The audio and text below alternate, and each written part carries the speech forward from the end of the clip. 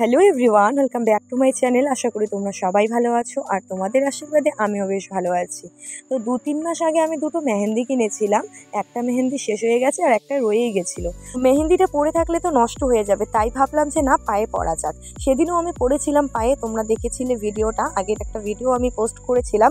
আর বাড়িতে বসে বসেও বোরিং হয়ে যাচ্ছি, তো তাই ভাবলাম যে না, আজকেও মেহেন্দি পরা যাক আর তোমাদের কাছে শেয়ার করি যে মেহেন্দির ডিজাইনটা কীরকমভাবে আমি করি। তো তোমাদেরকে আমি প্রথমেই জানিয়ে দিই যে আমি কিন্তু সেরকম কোনো মেহেন্দি আর্টিস্ট না। আমি যেটুকু পারি আর কি অতটুকুই করার চেষ্টা করি।